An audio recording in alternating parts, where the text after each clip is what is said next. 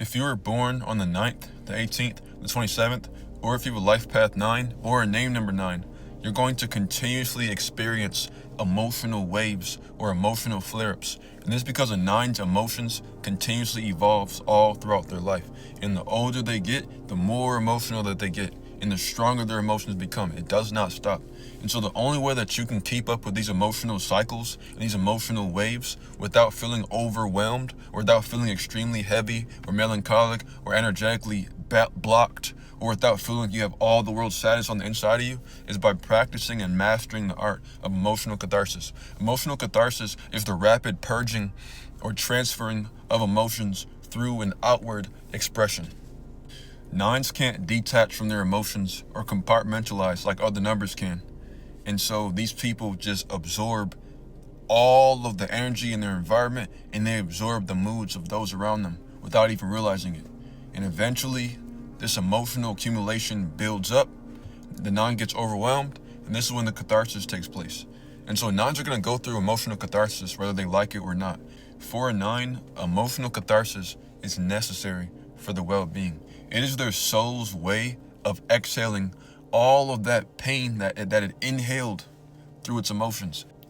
As a 9, your life will directly reflect your ability to manage your emotional catharsis. The 9s that are able to channel their emotional catharsis into creativity reach limitless levels of success. The 9s that are not able to channel their emotional catharsis into something constructive or productive or creative end up having very destructive lives because their emotional catharsis will consume them and everybody else around them.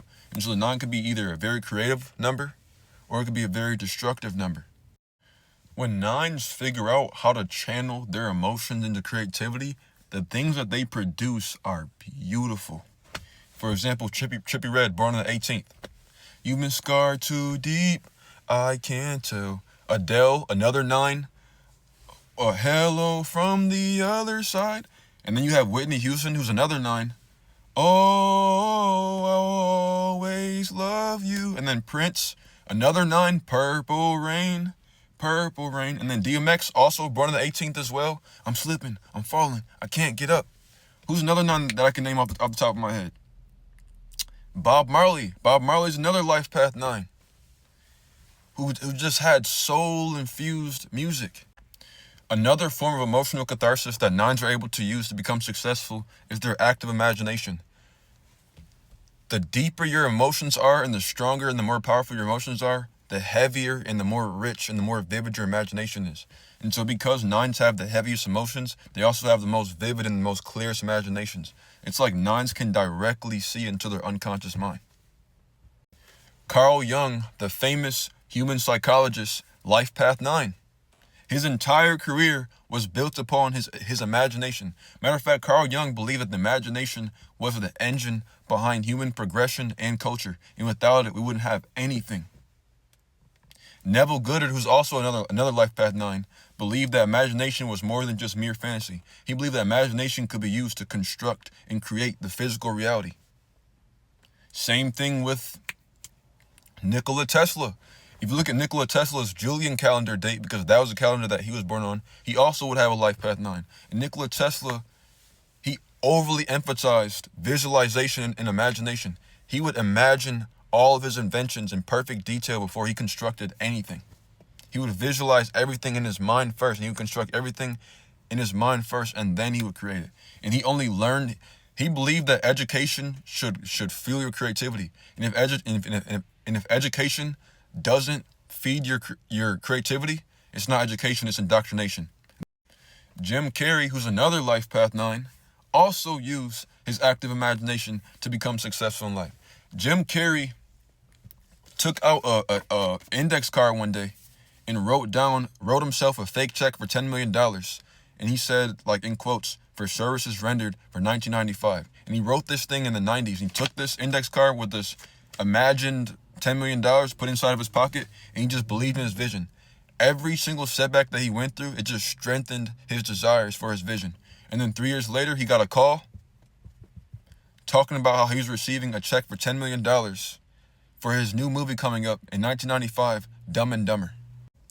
Deion Sanders, another 9, said that he deliberately imagined, envisioned, and then created the primetime persona for himself because he believed that the primetime persona could be used as a marketing tool to command more resources and to build his personal brand. And he ended up being dead on and absolutely right. Chad Johnson, another 9, said that success was a mere figment of his imagination and that he lived his dream. He said that he visualized Ocho Cinco and literally became it. And he gives all the credit to his success to his imagination and his visualization and him working towards that ideal self until it became a reality. And so if you're a 9, you have to pursue an ideal. You have to use all your emotions, to use your active imagination to create your ideal self. In every single moment of your existence, you need to keep acting like this person. You need to think like this person. And then eventually you're going to become that person. And then when you become that person, your life is going to reflect the life of that person.